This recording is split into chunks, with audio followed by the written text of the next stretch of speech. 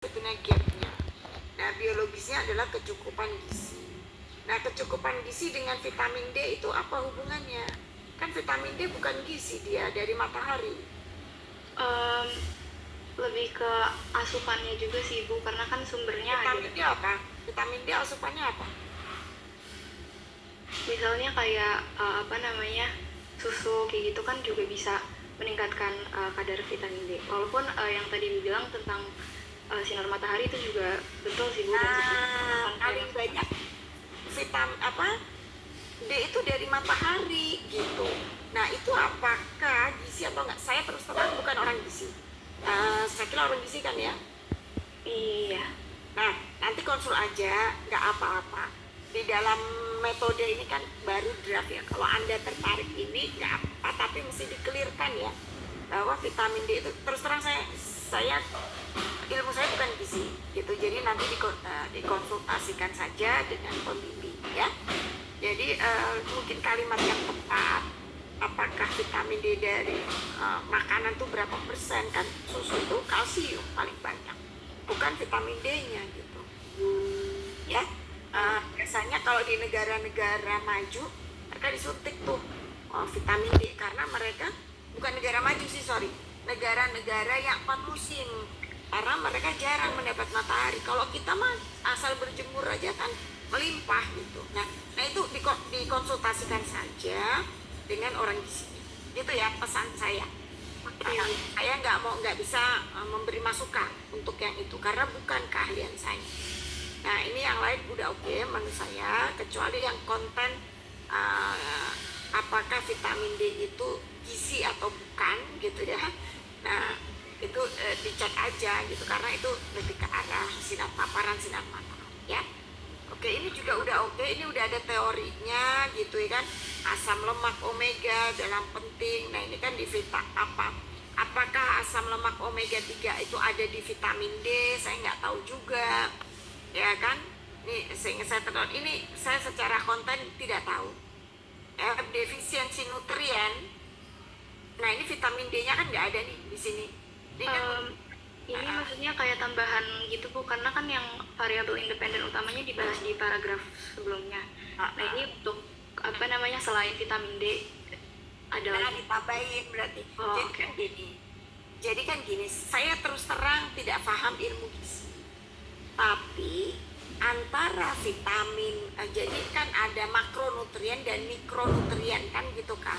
Iya Bu. Ya, tolong kalau saya salah dikoreksi ya. Nah, makro dan mikro itu tidak bisa berdiri sendiri, dia tuh harus bekerja sama.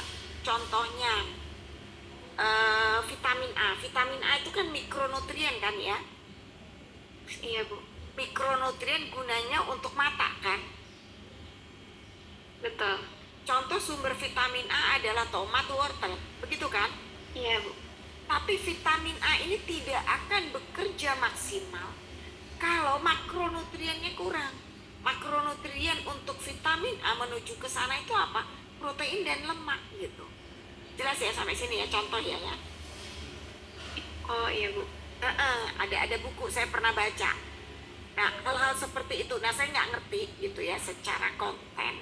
Nah nanti itu didiskusikan, tapi kalimatnya ini secara umum alurnya sih udah oke, tinggal konten saja. Kalau konten nanti kan bisa diskusi dengan ya.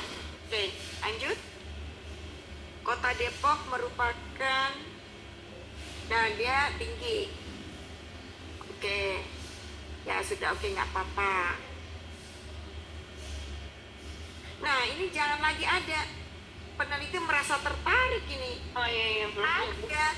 Kenapa ditambahkan? Tadi kan saya minta Tadi di rumusan masalah Bu yang saya ini yang di sini. Oh, ya, itu di-delete aja. Berarti nggak usah lagi, udah berarti kan langsung rumusan masalah. Ada itu delete aja. Nah, terus ini kita perbaiki. Postpartum prevalensi oke. Kondisi tidak hanya pada ibu namun juga dapat dipengaruhi berfaktor masuk gizi. Nah, ini ditambahkan selain gizi, vitamin D-nya di mana? Ini belum ada nih di sini. Ya. Oke, vitamin D-nya belum ada, belum masuk. Saya nggak ngerti secara konten, ya. Apakah termasuk gizi? Oleh banyak faktor. Nah, salah satu faktor yang belum dilakukan penelitian misalnya adalah vitamin D. Kenapa vitamin D? Terus nanti manfaatnya apa kira-kira atau gunanya apa? Ya untuk melakukan tindakan preventif dan kok kuratif sih? Tindak sempat baca dari jurnal dan tesis ada yang menyebutkan kuratif juga Bu, jadi saya masukin, cuman emang belum ditelusuri lagi lebih lanjut sih. Jadi penelitian ini gitu ya diharapkan dapat dilakukan upaya promosi dan preventif untuk promosi preventif depresi ibu pasca persalinan dengan dengan ya hasil penelitian ini kan gitu kan, yang aman, terjangkau dan efektif ya untuk mengatasi, ya udah gitu ya, kira-kira begitu ya. Nah, pertanyaan penelitian maunya yang mana, mau satu atau mau dua atau mau dua-duanya? Ini sebenarnya dua-duanya tuh termasuk di tujuan umum juga sih, atau dijadiin satu? Kayak nggak bisa dijadiin satu karena ini beda. Kalau prevalensi depresi pasca persalinan berarti di Kota Depok tuh belum tahu. Oh oke, berarti yang ini aja. Nah itu datanya kalau belum tahu boleh. Sebenarnya yang dari penelitian sebelumnya itu udah ada data tentang prevalensi di Kota Depok, cuman itu tahun 2015 kalau nggak Ya salah. apa-apa, pakai itu aja. Ya kayak gini kan. Satu aja pertanyaan penelitian kok ada banyak? Dua sih Bu, iya. Berarti yang ini dihapus aja ya? Saya nggak tahu yang kamu hapus yang mana. Gini, kalau nomor 1 sama nomor 2 itu nanti terkait besar sampel soalnya. Nah, kamu besar sampelnya bisa berbeda. Kalau prevalensi depresi, berarti kamu belum tahu berapa prevalensi depresinya. Nggak ada datanya berarti di Depok. Oh oke. Berarti yang ini saya hapus aja karena sudah ada datanya. Ya. Berarti yang tujuan umumnya juga diganti menyesuaikan pertanyaan penelitian ya Bu? Oh iya, betul. Oke. Ya, bisa diperbaiki, tadi dapat masukan juga dari Anifah ya. Iya. Ya. Oke, tinggal tanya dulu Bu, yang tadi misalnya terkait vitamin D itu kan memang dipengaruhi sama sinar matahari, tapi ada juga yang asupan. Kalau misalnya judulnya tetap seperti ini dan mengambil vitamin D yang dari asupan itu nggak masalah kan ya Bu? Ya enggak, tapi kalau konten tanya gizi ya, tanya orang gizi. Saya nggak bisa ngasih masukan kalau untuk konten ya, karena terus terang saya nggak tahu teorinya, karena seingat saya vitamin D itu kan banyak kan dari asupan. Banyak kan sinar matahari. Tapi apabila dia kalau negara itu tuh nggak ada matahari gitu kan, kayak di kutub utara misalnya, kutub selatan, nah itu baru tuh pakai serum tuh disuntikkan. Nah di kita kan jarang ya serum disuntikkan. Nah terus terang penelitian saya nggak ke sana karena bukan bidang saya. Kedua, saya bukan orang gizi gitu, jadi itu nanti dikonsultasikan saja dengan pembimbing ya. Kalau menurut Ibu, terima kasih banyak Ibu. Yuk lanjut. Belum selesai, tinggal pustaka kamu mana? Oh iya, maaf banget saya lupa Bu, izin share screen lagi.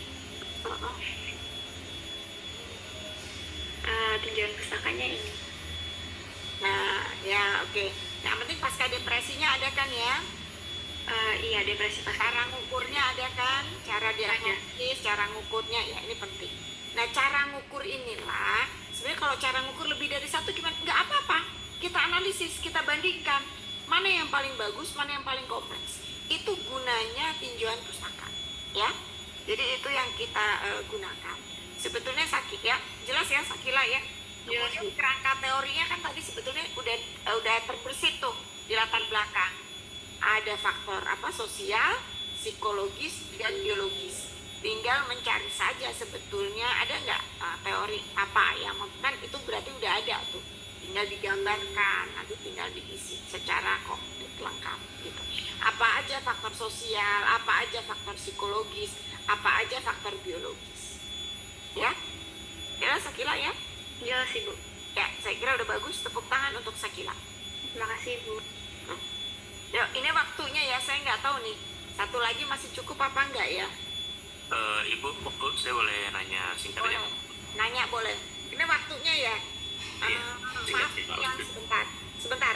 Kalau kamu nanya nggak apa-apa. Cuman saya kesian sama Randy, Zahra, Naila, Laudita, Anissa ini nggak bisa presentasi sekarang karena waktu.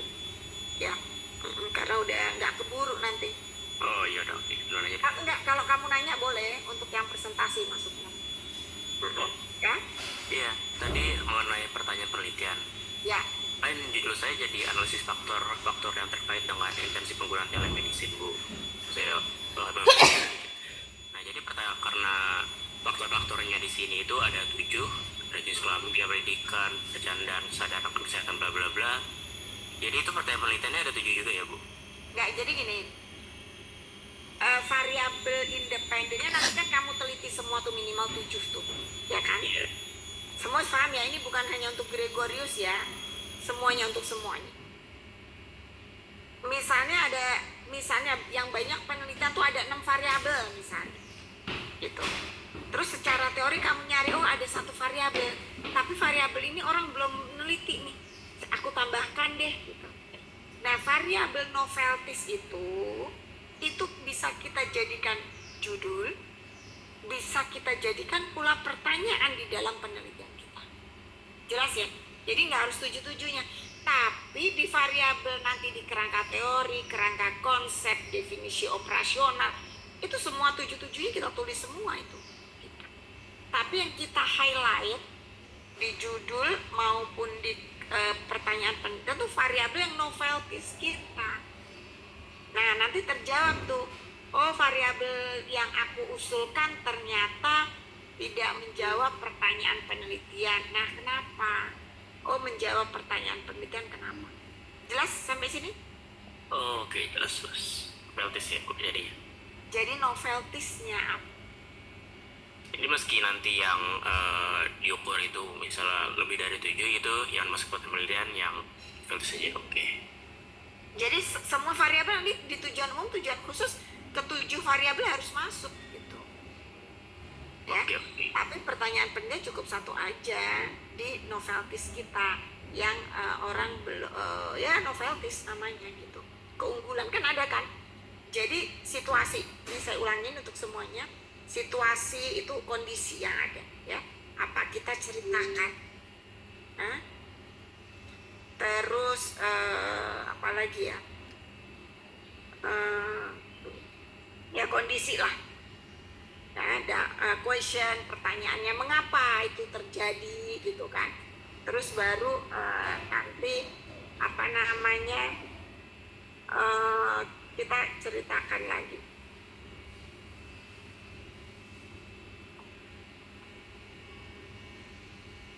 Ya, kita bilang gitu ya. Oke, terima kasih, Bu. Jelas ya. Ini mohon maaf nih presentasinya saya kira cukup ya. Jadi yang lain ketemu Jumat aja ya. Ya, ada yang tanya lagi sampai sini? Oh iya betul, Gina. Semua variabel harus dijelaskan satu persatu di tinjauan pusaka. Gimana cara mengukurnya, bagaimana mekanismenya teori ya, bukan hubungan statistik. Semua variabel itu untuk mengurangi bias, ya, gitu.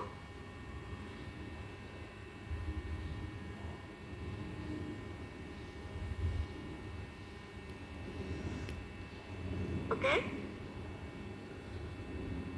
Ada lagi? Ibu, saya izin bertanya, Bu. Ya.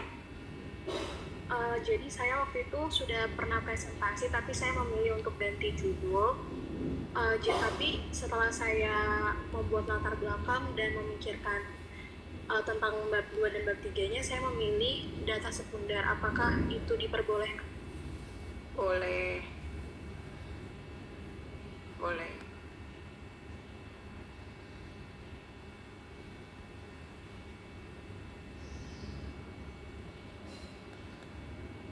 Mohon maaf, apakah suara saya yang tadi masuk? Boleh. Data sekundernya boleh. Data sekunder boleh kok, nggak harus. Baik Ibu, jadi judul saya itu menggunakan analisis data risk Kasdes 2018. Artinya boleh ya Bu, selama gap masalahnya masih ada? Boleh. Saya nggak. Asal kuantitatif ya. Terima kasih banyak. Mau data sekunder, mau data primer itu sama untuk kuantitatif ya. Cuman sumber datanya aja nanti yang berbeda. Oke, ada yang mau tanya lagi?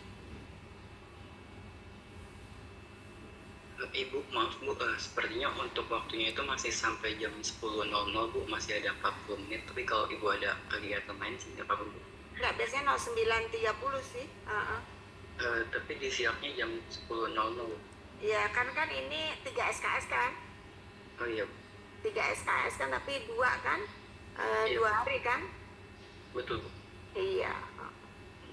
Saya mau ada kelas soalnya di kampus. Ada hari ini tuh agak repot. Karena FKM mintanya online, ya kan? Sedangkan RIK mintanya offline gitu. Jadi saya mesti siap-siap ke kampus untuk offline gitu, untuk luring. Karena butuh waktu. Karena saya udah nego, nggak mau daring gitu, luring. Jadi memang agak repotnya yang satu daring, yang satu luring tuh agak lari-larian. Kalau ada pertanyaan silahkan.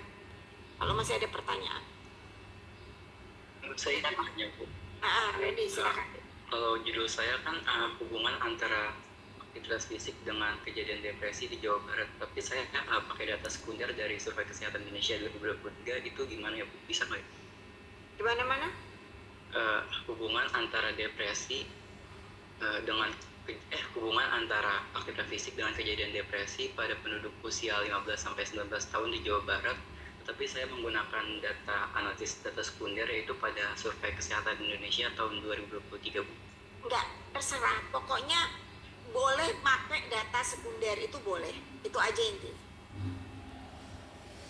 Baik Bu, terima kasih. Asal variabelnya lengkap, itu boleh. Apa aja.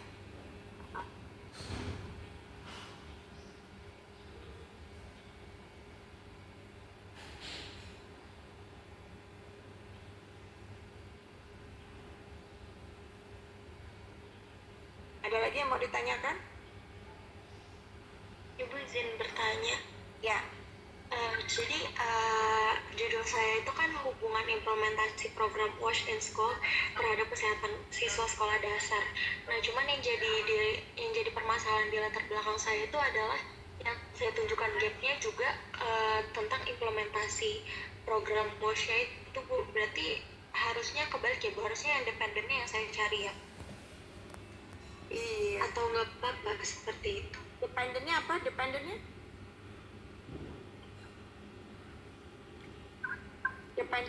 terhadap kesehatan siswa sekolah dasar. ya itu dependennya yang kamu cari. Tapi boleh kalau inovasinya adalah implementasi WOS. Jadi nanti kamu bandingkan gitu sekolah-sekolah yang sudah ada program WOS sama yang enggak gitu kan. Iya. Nah, variabel apa lagi yang mempengaruhi? Kan itu hanya satu. Ya. Adalah ada 7 variabel apa lagi selain WOS gitu kan berarti. Iya Bu, kalau saya masukinnya kayak perilaku, jajan, status gizi, aktivitas fisik anak kayak gitu-gitu sih Bu. Iya mau pakai.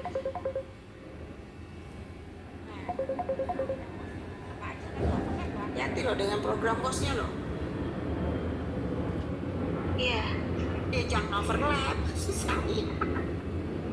Iya Bu, saya cari yang emang yang Edgina, ini Edgina. Iya Bu.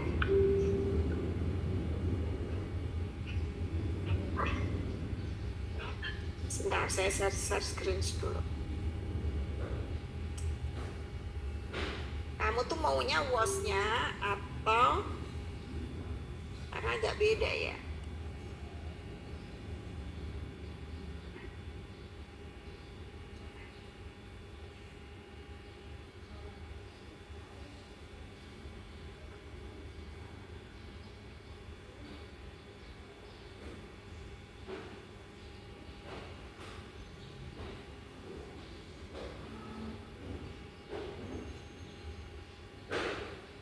tadi apa? Dependennya apa kamu?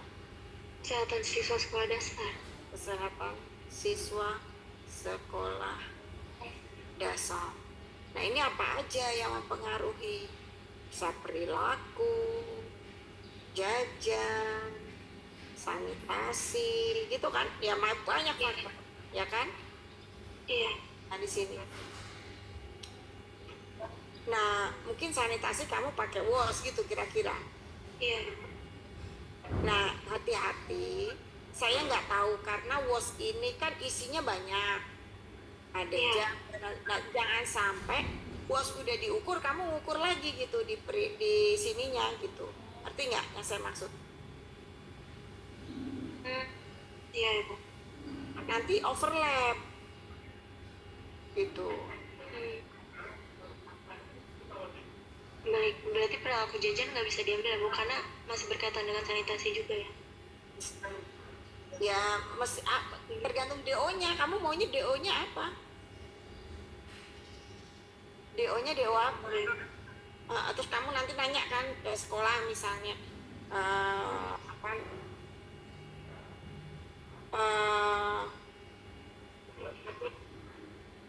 Apa? Tapi ini kan sebetulnya agak beda ya.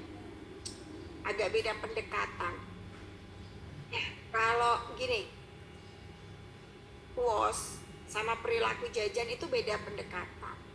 Perilaku jajan ini individu, sedangkan WOS ini program. Ini bukan individu, gitu kan? Iya. Nah, ngukurnya nanti unit analisisnya yang berbeda. Kalau perilaku jajan unit analisisnya siswa, kalau program WOS unit analisisnya bisa sekolah, nggak mungkin unit analisisnya siswa gitu. Ngerti nggak? Iya. Ngerti maksud saya, Gina? Ngerti, Ibu. Nah, kalau kamu di sini mau program WOS, ya jangan perilaku jajan di sini. Kamu ubah kesehatan siswa di sekolah misalnya, ini program WOS ada atau tidak, kan gitu kan? Iya. Apa kira-kira yang unit analisisnya bisa sekolah selain program WOS? Oh, berarti yang dicari yang unit analisisnya sama ya, Bu, yang sekolah juga. Iya, gitu. Apa misalnya? Apa saya nggak tahu selain WOS tuh apa misalnya? Ada program apa lagi di sekolah? Misalnya UKS. Siapa tahu kalau UKS-nya giat gitu kan misalnya, ya kan? Ada UKS atau enggak gitu. Terus penyuluhan senam, apa olahraga, apa kebijakan terkait gerak badan di sekolah gitu kan misalnya. Jadi gitu. Jadi ini unit analisisnya ini kesehatan siswa di sekolah. Nah, jadi nanti ini bukan individu ukurnya adalah misalnya selama kesehatan siswa di sekolah misalnya dalam 1 bulan terakhir atau 6 bulan terakhir kan bisa tuh dalam kan ada datanya 6 bulan terakhir diukur misalnya jumlah mahasiswa yang absen karena sakit kan bisa ya kan terus ini misalnya ketersediaan kantin sekolah kan gitu. Berarti kalau penyebab sakitnya itu nggak perlu terlalu spesifik, tapi bisa nggak, Bu, kalau misalnya saya lihatnya dari prevalensi diare atau penyakit yang lainnya? Ya bisa, tapi kan nanti variabel independennya berubah. Baik, Ibu. Kan tergantung kalau ya kamu boleh melakukan ini jadi ini saya mengarahkan kamu kalau unit analisisnya sekolah. Jadi jumlah siswa yang absen karena sakit ada berapa? Nah sakit ini kenapa? Karena misalnya ada program bosnya enggak, gerak badannya apa enggak. Ini semua yang terkait dengan sekolah. Kamu mau pendekatan individu atau pendekatan sekolah? Kalau individu ya bisa beda, boleh. Ini diare anak sekolah. Nah ini perilaku jajan. Terus apa lagi? Perilaku cuci tangan. Bisa ngikutin sama sini? Bisa Ibu. Imunisasi. Nah, tergantung kamu mau pendekatan apa. Tapi kalau di area anak sekolah itu udah bejibun, nggak ada noveltis. Tapi kalau unit analisisnya sekolah, bagus itu noveltisnya. Berarti kan kamu variabel dependennya kalau tadi itu angka absensi di sekolah. Tuh. Bisa ikutin Gina sampai sini? Bisa Ibu. Berarti tetap bisa kesehatan siswa sekolah dasar tapi dikaitin dengan absensinya. Nah, itu kamu cari rujukannya. Oke. Jadi kamu mau pendekatan individu atau pendekatan sekolah? Itu dulu tuh yang kamu pengen. Kamu tertarik yang mana? Gitu. Baik Ibu, terima kasih Bu. Ya, saya ngikutin ya. Bisa Ibu. Oke, ada lagi? Satu pertanyaan? Oke, kalau tidak ada saya kira cukup ya. Nanti kita ketemu. Ya, siapa nih? Ratu Karin, kenapa kamu? Enggak, nanti semua WA ke saya ini nanti. Ya, nanti semua WA ke saya. Padahal saya ada kelas, ada segala macam. Jadi ya Medlit, di kelas Medlit ini aja ya. Saya kira ya. Oke? Ya, jadi manfaatkan mungkin satu pertanyaan lagi boleh kalau ada yang mau tanya. Bu, saya izin bertanya kalau gitu. Kan waktu itu judul saya ganti ya Bu dari rinitis alergi jadi sekarang hubungan pengetahuan pola diet DASH terhadap kejadian hipertensi di Puskesmas Jatinangor tahun 2024. Nah, yang ingin saya tanyakan itu di latar belakang kan saya mencantumkan tentang pola diet DASH-nya itu. Berarti apakah perlu saya cantumkan tentang pengetahuannya atau berarti judul saya yang salah gitu ya Bu? Ini apa? Maksudnya yang ditanyain apa ini? Latar belakang atau judul? Latar belakangnya Bu, karena di latar belakang saya mencantumkannya terkait pola diet DASH aja, tapi ada penelitian sebelumnya menyatakan bahwa kalau misalnya pengetahuan diet DASH yang kurang itu berpengaruh terhadap pola diet tersebut yang menyebabkan hipertensinya tuh tekanan darahnya tinggi gitu Bu. Oke, ada yang bisa membantu Ratu Karin? Greg, Fahrina, Sakila?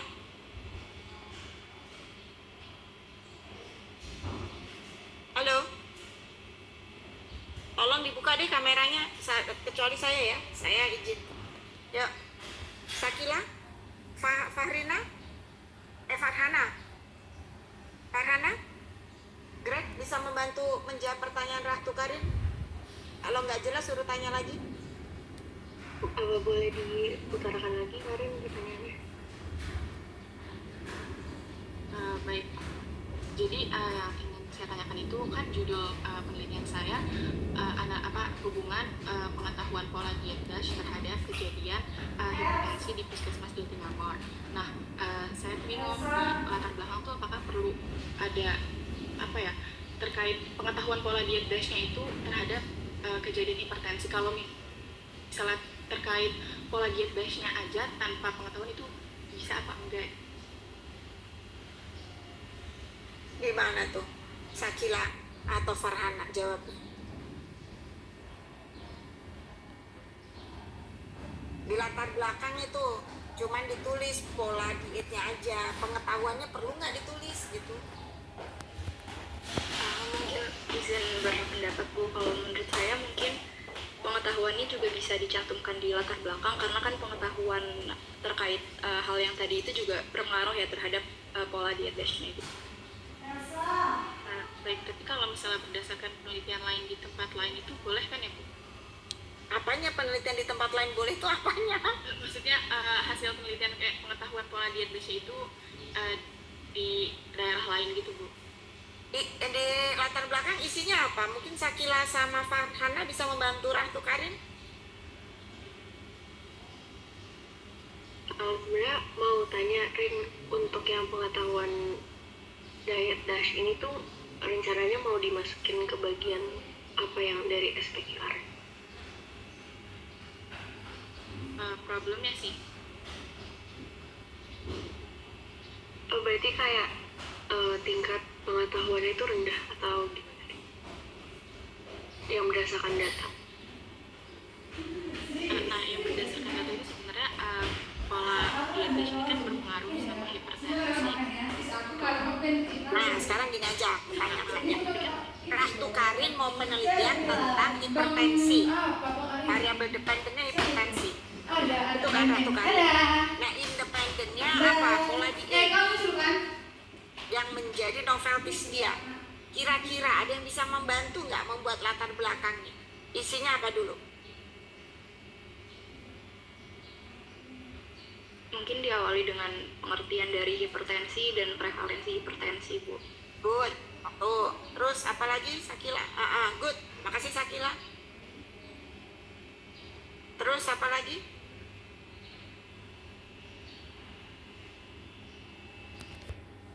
Ayo. Menyatakan di daerah mana yang memiliki yang ada gapnya gitu. Good. Apalagi gap hipertensi. Tadi kamu di mana? Tadi ditanyain oleh Farhana. Gapnya di mana? Sesuai apa enggak? Mungkin punyanya Sakila sama Farhana bisa di-share di WA aja ya. Biar jadi contekan teman-teman. Ya, good. Terus apa lagi?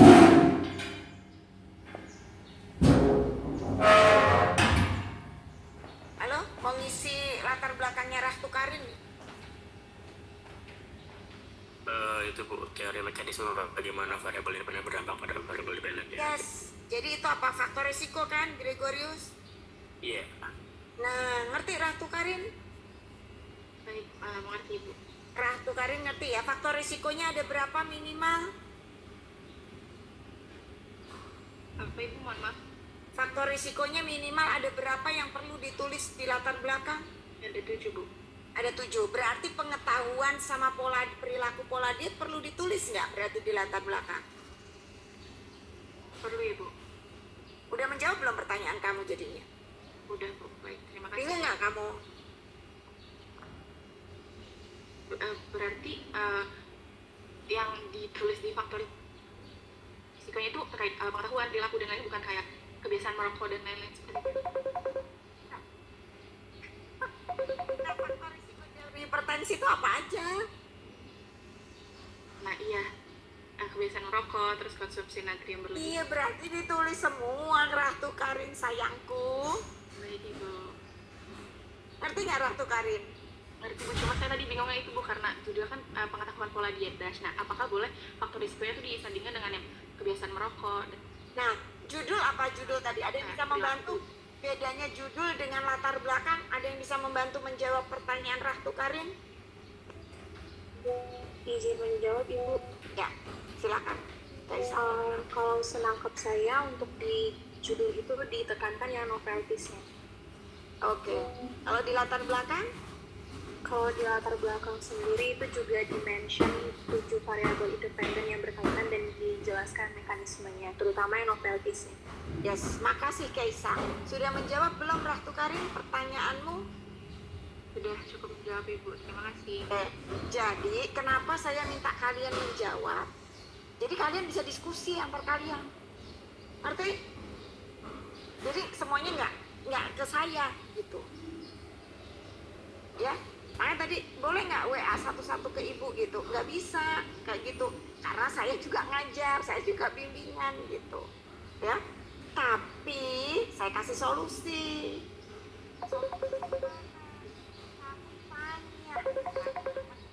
Ini temenmu udah bisa jawab semua. Nggak apa-apa. Misalnya Keisha jagonya di situ, Sakila jagonya di situ, Rahtukarin jagonya di mana? Jelas ya? Jadi saling tanya antar teman. Itu gunanya kerjasama tim. Makanya saya kalau ngasih ini untuk semua, selalu ini untuk semua. Semua harus mengerti. Jadi nanti semua saling melengkapi. Misalnya Rahtukarin jagonya di tinjauan pustaka, Kaisa di latar belakang, Sakila nanti saling melengkapi. Jelas? Ya. Jadi kalian harus percaya diri juga gitu. Jadi tidak tergantung ke saya gitu. Ya ibaratnya gini, kamu kan mau jadi kupu-kupu ya, mau terbang ya kan? Sebelum jadi kupu-kupu inget nggak jadi apa?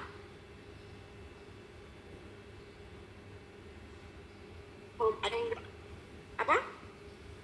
Bulat-bulat. Ya, ulet, telur, ulet, kepompong, baru kupu-kupu. Kira-kira gitu kan? Nah ini kamu lagi belajar tuh di jadi apa? Kepompong lah kira-kira. Nanti ini serain kan kamu terbang menjadi kupu-kupu, gitu kira-kira. Nah untuk menjadi kepompong kan ya bisa beradaptasi sendiri. Atau gini, kamu mau nyebrang jalan ibaratnya. Kamu mau saya ajarin teknik menyeberang atau mau saya tuntun nyebrang?